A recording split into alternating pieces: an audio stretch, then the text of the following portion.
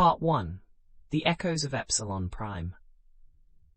I'll confess, being hurtled through a wormhole is one of those experiences that really redefines your concept of time. And space, for that matter.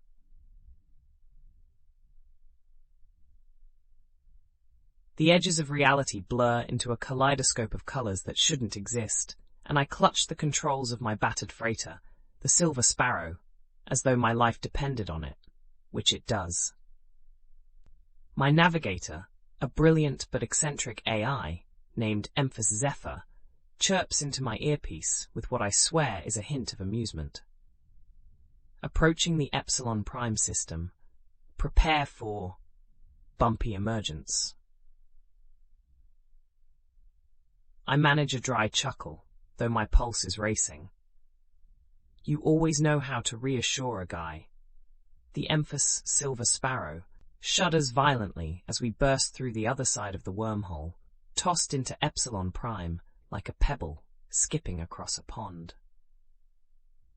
My stomach catches up a moment later, and I blink at the scene outside the viewport. Epsilon Prime is an expanse of deep blues and swirling nebulae, a dance of stars and shadows. Somewhere within this cosmic tapestry, on a derelict station called the Vortex Spire, lies the answer to a mystery that has haunted me for years. As my heart settles into a semblance of rhythm, I guide the ship toward the distant silhouette of the spire. Zephyr, scan for docking ports. The AI responds in a clipped tone. Limited functionality detected. Expect manual override. I release a slow breath, my fingers dancing over controls. Manual it is then. Just another day in paradise. The spire looms closer, a hulking relic of rusted metal and forgotten technology. The station's exterior is pockmarked with micrometeor impacts, and alien glyphs snake across its surface like ancient scars. I maneuver the Emphas Silver Sparrow into a docking bay that looks barely intact. The moment the ship latches onto the spire, the silence of space gives way to the echoing creaks and groans of ancient metal. My boots thud softly against the grated floor as I exit the Sparrow, and the air is thick with a musty, metallic tang. Suddenly, a shape flits past the corner of my vision, a blur of iridescent motion. I whip around, pulse pounding.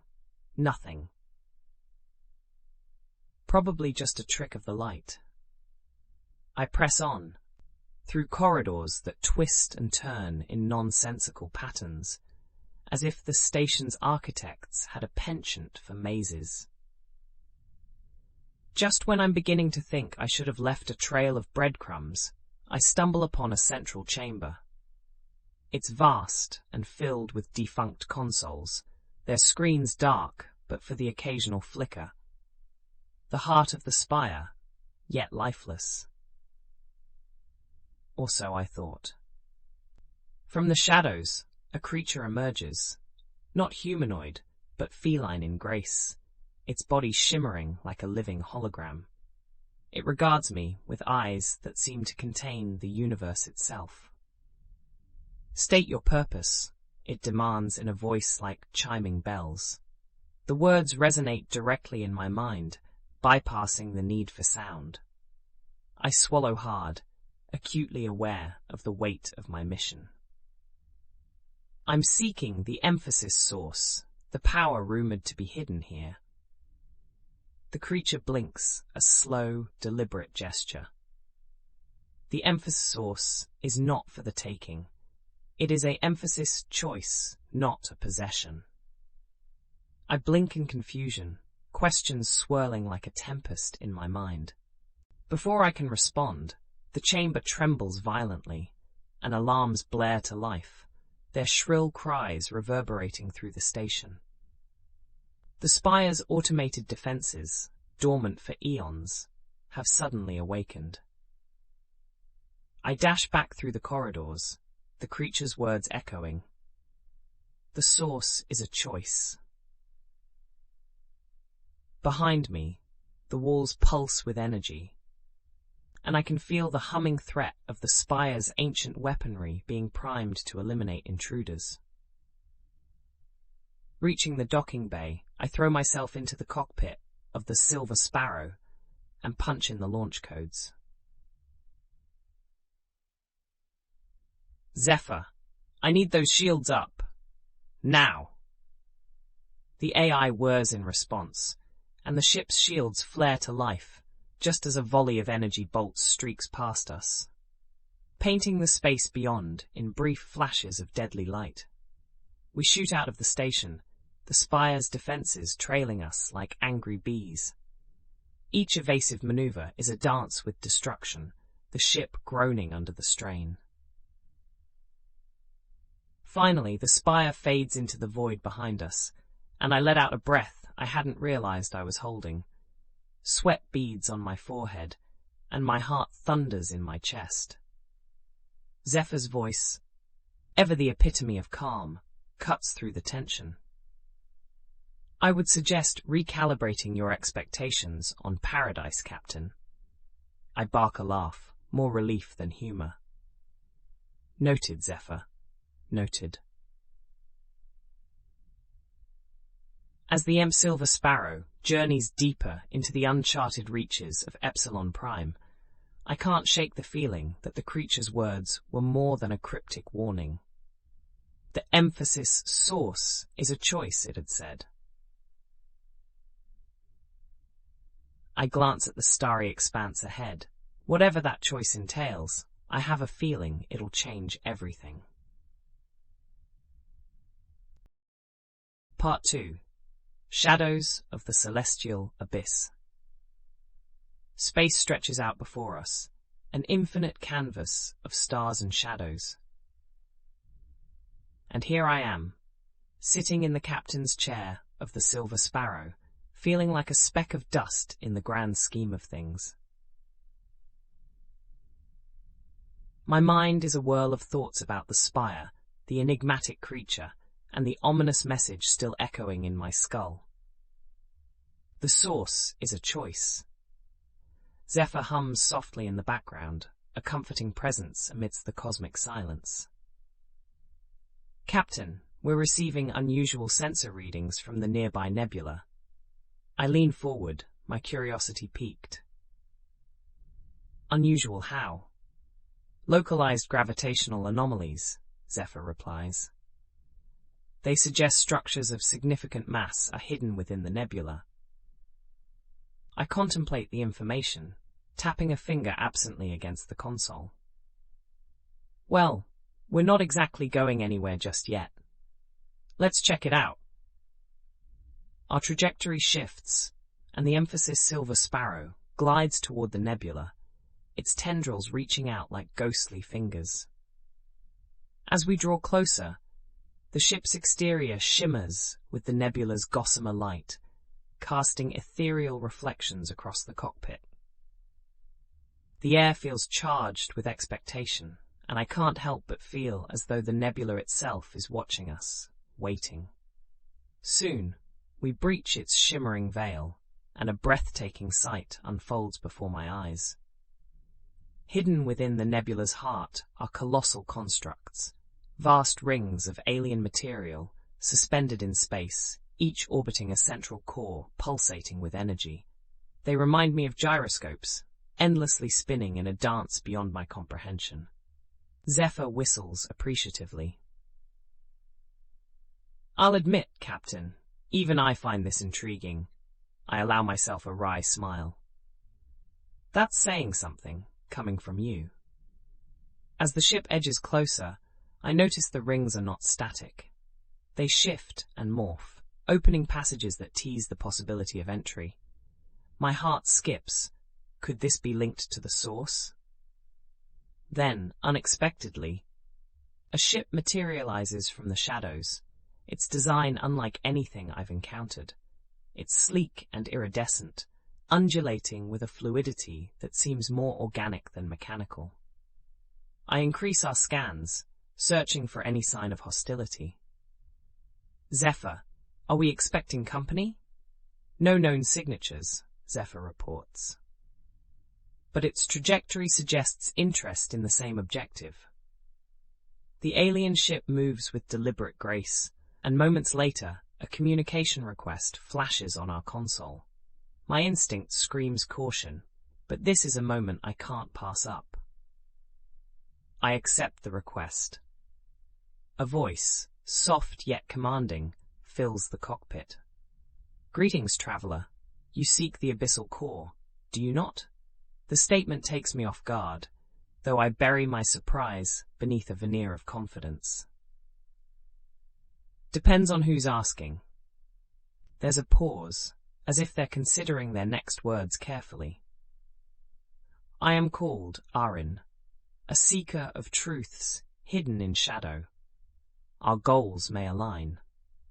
There's an earnestness to their tone that resonates with my own quest. Though, trust is a currency I spend sparingly. Align how, exactly? The core grants glimpses of knowledge, of futures yet written. It is a choice. The last word rings ominously, echoing the creature's warning on the spire. I exchange a glance with Zephyr, the AI perhaps sensing my apprehension. And if our goals don't align, Arin's voice remains calm. Then you best be swift, for others seek it too. With that, communication ends, and their ship begins its descent toward the core, leaving me in the wake of whispered possibilities. I don't have time to ponder Arin's intentions. The celestial rings begin to shift again, creating an aperture that offers a glimpse into the core's depths. It's now or never. Zephyr, let's follow them in, I say, surging forward with a mix of trepidation and determination. The Sparrow threads through the opening, navigating a labyrinth of spinning structures with finesse that belies her age. Energy surges around us, casting kaleidoscopic patterns across the walls of the cockpit, and I can feel an unseen force drawing us deeper into the heart of it all. As we approach the core, the anomalies grow stronger, distorting even our perceptions of time. Moments stretch and compress, a disconcerting dance that leaves me questioning how long we've truly been here. Finally, we break through into a vast chamber where an orb of pulsating light dominates the space. It flickers like a dying star, casting shadows that whisper of countless secrets. It's hypnotic, and I feel a pull toward it, as if a part of me belongs to that light. A voice, indistinct yet familiar, whispers through my mind, urging me to make a choice, though its nature remains elusive. But before I can act, Zephyr's alarms bring me crashing back to reality. Incoming vessels, Captain. Hostile intent detected. Every muscle tenses. Arin's warning was correct. Ships emerge from the shadows, bristling with weaponry unlike any I've seen, their intentions unmistakably aggressive. With a quick command, the Sparrow's shields flare to life, and we're once again wrestling with fate, dodging beams of searing energy. Even amidst the chaos, the call of the core tugs at my consciousness, demanding a choice. In this celestial abyss filled with wonders and dangers, I know that whatever decision awaits, it will change more than just my destiny. It'll rewrite the cosmos. Part 3. The Veil of Echoes. The moment seems to stretch endlessly as we dance with disaster. The attacking ships, unyielding and relentless, lace the space around us with deadly intent. My heart pounds in rhythm with the alarms, and the cockpit's glow reflects the kaleidoscope of impending doom. "Zephyr, give me something!" I shout, weaving the Emphas Silver Sparrow through the swarm of hostility. Deploying countermeasures, Zephyr replies with an almost eerie calmness. It's a stark contrast to the chaos that envelops us. Our ship shoots out bursts of chaff and flares, confusing the targeting systems of our pursuers, giving us precious seconds that could mean the difference between chain reactions and survival. The energy of the abyssal core pulses, a beacon of temptation and terror, yet my thoughts are riveted to survival. Suddenly, like a whisper through the clamour, Arin's ship appears alongside us, weaving dangerously close. "Follow my lead," Arin's voice urges, a steady companion amidst the storm. Trust comes reluctantly, but there's a strange assurance in Arin's presence. We synchronize our movements, performing a deadly ballet through space, a duet of defiance against the darkness. As the enemy ships falter in their pursuit, distracted by our evasive maneuvers, Arin's vessel emits a resonant hum. The space around us ripples like a disturbed pond, and I realize with startled awe that Arin is manipulating the very fabric of space-time around us.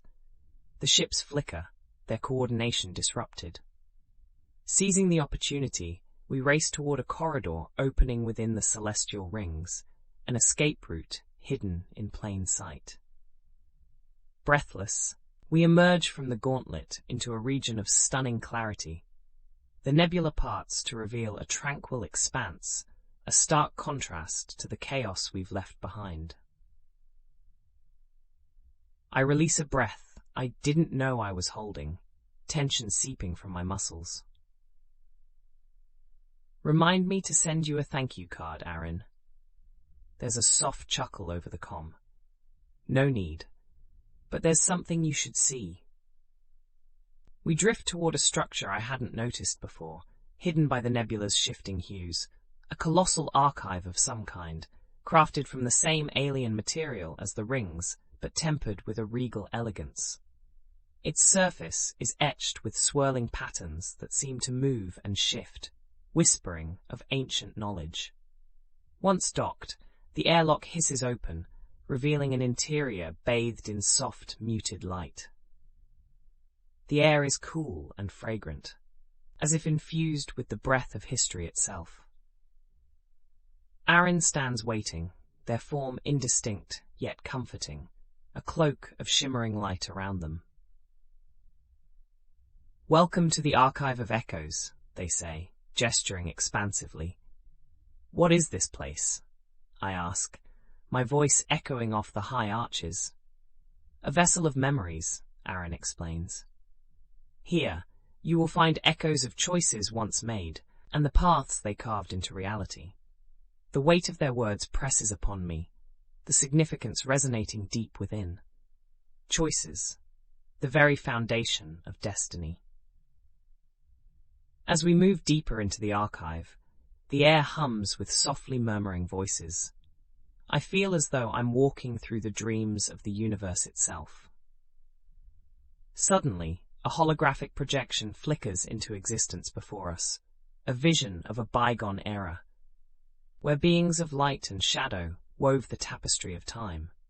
Their choices, marked in vivid clarity, ripple outward, shaping the cosmos with every action. Arin watches me closely, gauging my reaction. "Do you see it, traveler? The power of choice?" I nod slowly, the enormity dawning on me. Here lies the true source, a font of potential, a crucible where the universe's paths are forged. But then a flicker of doubt worms its way into my mind. What about the cost? Every choice demands a toll, doesn't it? "The cost is perspective," Arin replies. "What matters is how you value the paths you take." Their words resonate with a truth I've long avoided. My past choices, the burdens I've carried, it's all woven into the fabric of who I've become. But there's no time for introspection. A chime from Zephyr breaks the moment, an alert I can't ignore.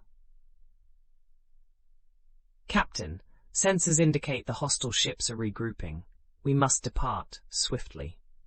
The archive begins to blur, its whispers fading into silence, and I realize the sanctuary it offered was only ever temporary. We retrace our steps, Arin and I, a shared understanding hanging between us. The emphasis Silver Sparrow awaits, her engines purring with readiness, and soon we're back in the cockpit, facing the inevitable. As we prepare to leave, Arin's ship mirrors our maneuvers, a constant companion. Remember, traveller, they say, their voice a balm against the chaos. The source is not an ending, but a beginning. Their words linger as we accelerate into the void, pursued by shadows of a past we can never fully escape. Yet I'm filled with a strange hope. Each choice ahead is a thread, weaving a new tapestry. Space unfolds before us, a never-ending expanse, and in its depths, the echoes of Epsilon Prime await, calling me to new horizons and to choices yet unmade. Part 4. The Rift of Consequences. The void beyond the cockpit was vast, yet I could feel the pressure of the cosmos narrowing in around me, a weight of expectation and untapped potential. The emphasis, Silver Sparrow, cruised silently alongside Arin's ethereal vessel, our paths entwined by the threads of fate or folly, perhaps both. Zephyr's voice cut through the ambient hum of space. Captain, I've detected an anomaly forming at the edge of the nebula. Its signature, it defies conventional understanding. The words tugged at my curiosity, a siren's call to venture further into the unknown. I glanced at Arin's ship, its shimmering form seeming to pulse with anticipation. Arin, I said, clicking the comms channel, are you seeing this? Their reply was immediate, carrying a thread of urgency. Yes, the anomaly is a rift, an event horizon where choices converge, a consequence of tampering with the source. A chill ran down my spine, though the cockpit was warm. The rift loomed ahead, a swirling vortex of cosmic energy, its heart and eye of infinite darkness. It was beautiful and terrifying in equal measure, a focal point where all paths crossed, yet none were guaranteed. Do we have a choice? I asked, the irony of my own question not lost on me. Choice is the very nature of the rift, Arin responded. But beware, for it will test your resolve and the truth of your desires. With those ominous words resonating in my mind, I adjusted the Sparrow's course, heading towards the vortex. The closer we approached, the more palpable the tension became, a silent symphony of possibilities thrumming in the ship's hull. As we neared the event horizon, I could feel the ship shudder with the energies coursing around us. Zephyr's readouts flickered erratically, but the AI's voice remained steady amidst the chaos. Structural integrity holding, Captain. Engaging stabilizers. The rift's pull intensified, and I gripped the controls, my breath shallow. Each moment stretched like a lifetime, each decision a fulcrum on which reality balanced. Images flashed before me, visions of paths untaken, lives unlived, the faces of those I had lost, the laughter of friends long gone, the echoes of choices I had forsaken. I was adrift in a sea of endless possibilities, each wave a temptation or a torment. But then, amidst the turmoil, I saw something new, a glimpse of a future not yet written, where the choices I made here could forge a path to redemption or ruin. Captain, Zephyr's voice cut through the haze. The rift's core is approaching. Your decision is imminent. With a deep breath, I focused on the truest part of myself, the core of my being that had carried me this far. Take us in, Zephyr. Whatever lies ahead, we face it together. The emphasis Silver Sparrow surged forward, its engines howling against the void as we crossed the threshold of the rift. The universe folded around us, a kaleidoscope of light and shadow, converging upon us with blinding intensity. In that moment of transcendence, I felt an overwhelming clarity, an understanding of my own limitations and the boundless potential of choice. The rift's pull faded, and we emerged into a space untouched by time, a sanctuary of stillness and serenity. Arin's ship appeared alongside us, their presence a comforting anchor in this isolate realm. "You chose well, traveller," they said, their voice carrying a note of approval. I nodded, though I knew the journey was far from over. "And what now? What does this choice bring us?" Arin gestured to the expanse around us, a tapestry of stars twinkling in an uncharted sky. Ahead lies a convergence of destinies yet to be written. Your choices here will ripple across the cosmos. As the stars danced in silent vigil, I felt the weight of responsibility tempered by hope. The universe awaited, rife with challenges and discoveries yet unseen. And though uncertainty lingered at every turn, I welcomed it, ready to face whatever lay ahead with open eyes and an open heart. Together, the emphasis Silver Sparrow and Arin's vessel sailed into the uncharted, a testament to the power of resolve and the endless dance of the cosmos. Part 5. The Celestial Cartographer's Gambit. The starscape ahead unfolded like a map drawn by the gods, each constellation a promise of adventures yet untold. The emphasis Silver Sparrow glided through the stillness, a vessel of resolve propelled by choices made and those yet to come. Arin's ship lingered nearby, an enigmatic companion with shared yet mysterious intentions. "Captain," Zephyr intoned, breaking the contemplative silence, "we are approaching an uncharted system. Preliminary scans indicate a potential nexus of gravitational fields, possibly artificial." A shiver of anticipation rippled through me. Artificial? Could it be another construct like the archive? "Data suggests a high probability," Zephyr replied, a note of intrigue coloring the AI's tone. As we drew closer, sensor readings confirmed the presence of a massive structure, a planet-sized lattice of celestial engineering, its design more intricate than any I had seen. It shimmered with an iridescent glow, a colossal web spun between the stars, each strand humming with latent power. Arin's voice crackled over the comms, their tone one of wonderment. "The Celestial Cartographer," they murmured, almost reverently. "A legend whispered among starfarers. It is said to map the paths of possibility itself." The ship's approach was cautious, almost reverent, as we neared the construct, a nexus of choice and consequence woven into the fabric of space. The docking procedure was seamless, as if the cartographer anticipated our arrival. I stepped onto the translucent surface and felt the gentle pulse of energy beneath my feet, resonating with the beat of the universe. Arin joined me, their form a delicate shimmer against the cosmic backdrop. "This place," they said, gesturing to the sprawling expanse, "is a repository of all possible futures, a sentinel of potential." I nodded, the weight of understanding settling upon me. "Then it's more than a map. It's a living memory of the cosmos." Suddenly, a projection materialized before us, a holographic tableau of shifting images and possibilities. I watched, entranced, as paths intertwined and diverged, each a thread in the tapestry of time. Zephyr's voice, though distant, was a welcome anchor in the vastness. "Captain, I am interfacing with the cartographer's systems. It appears to be responding to our presence." The projection expanded, revealing a corridor of light, an invitation only the brave or the foolish would accept.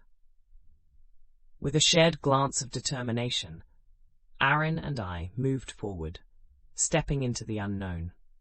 As we walked through the glowing passage, the air hummed with celestial vibrations. The walls shifted, displaying scenes of worlds I had never imagined. lush jungles teeming with bioluminescent life, crystalline oceans stretching beyond the horizon, and cities nestled among the stars, their spires reaching for infinity. But amidst these wonders, shadows lurked, worlds ravaged by time, echoes of choices that led to ruin. They whispered a cautionary tale of power unchecked and ambition unbridled. "Every path holds potential," Arin said, their voice a gentle reminder. "Even those shadowed by regret." As we reached the corridor's end, a chamber opened before us, its core a swirling nebula suspended in mid-air, a nexus point where all paths converged. It was beautiful and daunting, an invitation and a test rolled into one. The choice was clearer now, a path of reckoning, a chance to mold the future. I felt the pull of infinite possibility and the weight of its responsibility. With a deep breath, I reached out, the nebula's energy crackling through my fingertips. In that moment, time seemed to still, and the universe lay bared before me, a symphony of choice and consequence. But before I could act, a tremor coursed through the chamber, the structure shuddering as if in protest. Zephyr's voice, laced with urgency, pierced the serenity. "Captain, a gravitational surge is destabilizing the cartographer. We must return to the Sparrow immediately." Arin and I exchanged a look of understanding tinged with regret. The moment of decision was swept away, but the journey was far from over. We hurried back, the cartographer's corridors twisting around us like an old friend reluctant to see us go. As we boarded the emphasis Silver Sparrow, the structure's light dimmed, a gentle farewell promising that our paths would cross again. As we drifted into the starry expanse, the construct a fading silhouette behind us, I felt an unfamiliar yet comforting certainty. The universe, in its infinite complexity, awaited our choices. And though the cartographer's secrets remained elusive, the journey had been a reminder that each step forward was a choice unto itself, a dance with the cosmos, with destiny at the helm. Part 6. The Quantum Paradox. The silence of space wrapped around us like a comforting embrace, a stark contrast to the vibrant visions of the cartographer. The emphasis Silver Sparrow drifted through the black void, its trajectory drawing us ever nearer to the heart of the unknown universe. Beside us, Arin's vessel shimmered with an unspoken promise of secrets yet unveiled. The journey felt like a prologue to something grander, a silence that hinted at the symphony to come. Zephyr's voice resonated with an unexpected tone of urgency. "Captain, sensors are picking up a quantum disturbance. Its signature suggests a temporal fracture." The words sent a thrill of anticipation through me, tempered by caution. Temporal fracture? Could it be related to the cartographer? "Possibly," Zephyr replied, their analytical tone laced with curiosity. The disturbance appears to be a nexus of time and space converging, a paradox manifesting as a tangible anomaly. The display lit up with a map of the anomaly, coordinates leading us to a sector of space where time itself seemed to fold and twist, a phenomenon both beautiful and terrifying. Arin hailed us, their tone infused with a gravity that echoed our own apprehension. This paradox, it is a rare occurrence, an intersection of realities. We must tread carefully. As we approached the heart of the disturbance, the cosmos danced with colors beyond comprehension, threads of time intertwining in mesmerizing patterns. The anomaly pulsed, a living enigma yearning to be understood. "Entering paradox zone," I announced, my grip steady, yet the anticipation palpable. The ship shuddered as we breached the anomaly's boundaries, and reality rippled around us, a tapestry being rewritten. Inside, the space defied description, a cacophony of past, present, and future colliding, myriad possibilities revealed in a single kaleidoscopic breath. Suddenly, the cockpit was filled with overlapping voices, echoes of my own thoughts and those of others, realities upon realities, each an intricate melody in a symphonic universe. I could sense timelines converging and diverging, a cosmic dance of destiny and chance. Amidst the temporal chaos, a figure appeared, a reflection of myself, yet different, an alternate self from a path not taken, one molded by different choices and consequences. We locked eyes, a silent understanding passing between us. This paradox was more than a crossing of timelines. It was a convergence of purpose, a moment to choose anew. "What do you see?" Arin's voice broke through the temporal murmur, grounding me in the present. "Possibilities," I replied, my voice steady despite the tumult. "A chance to alter the fabric of our journey." The paradox offered not only a glimpse into the myriad outcomes of our choices, but also a revelation. We were not bound by the paths behind us, nor were we alone in our journey. Each choice was a step into the vast unknown, a leap of faith into the tapestry of time. Zephyr's voice, a beacon amidst the chaos, brought clarity. "Captain, the anomaly's stability is waning. We must return before the temporal fracture collapses." With a final, resolute look at the figures dancing in the ether, I made my decision.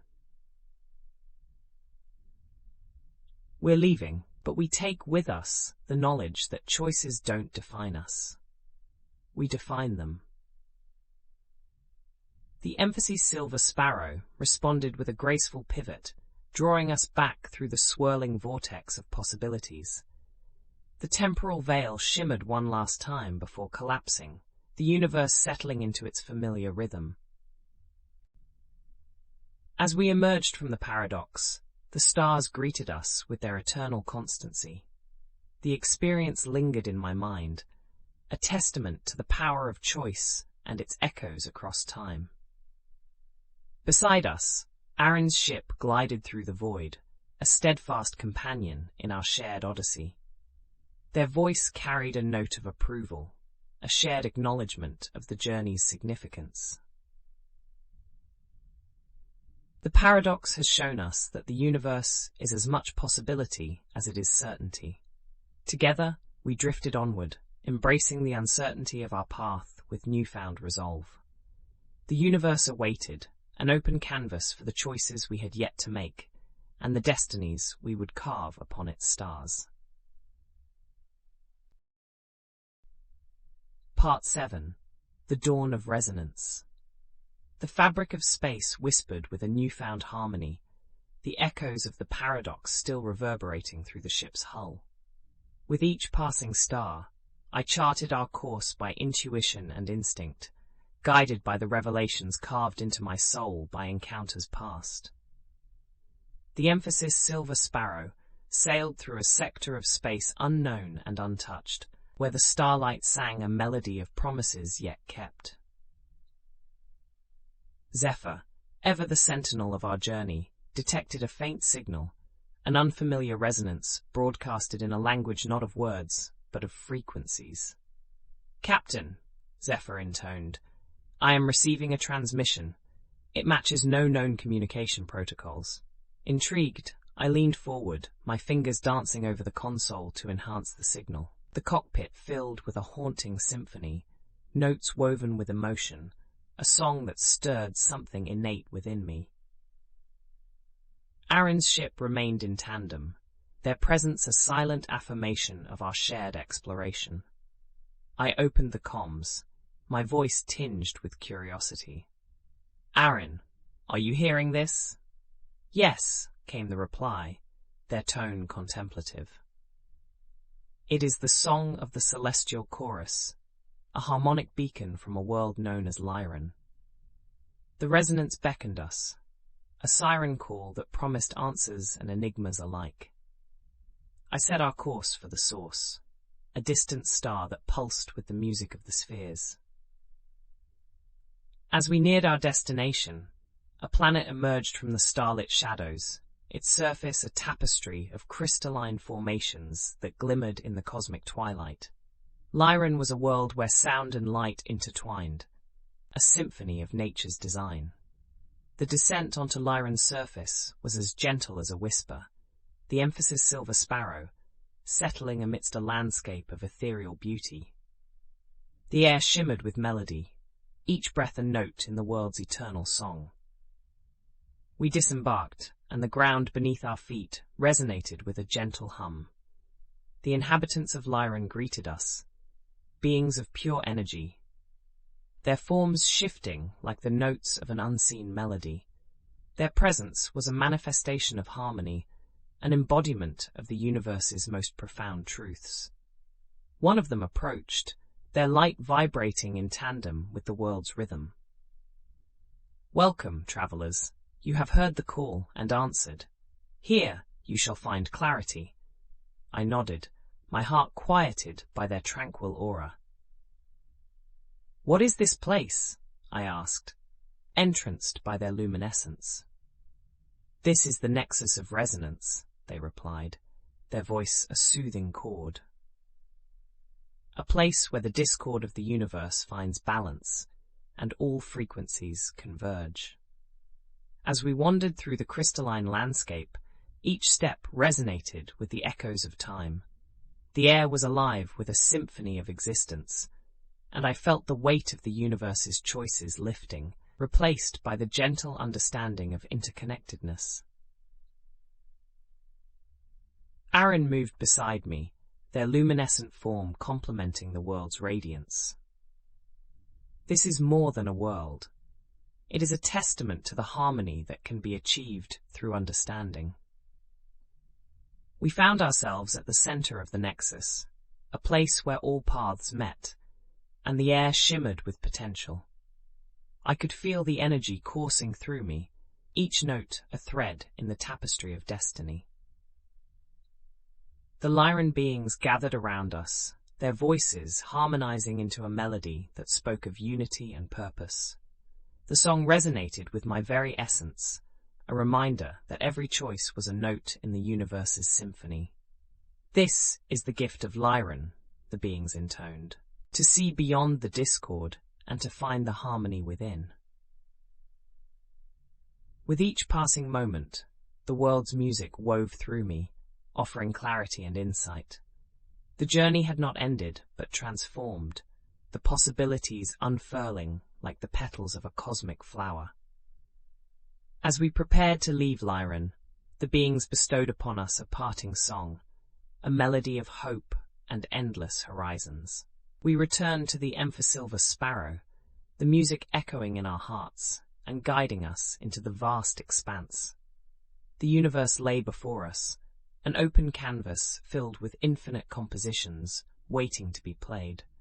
And as we soared into the starlit sea, I knew that each choice, each moment, was a note in the grand cosmic symphony, resonating across the ages.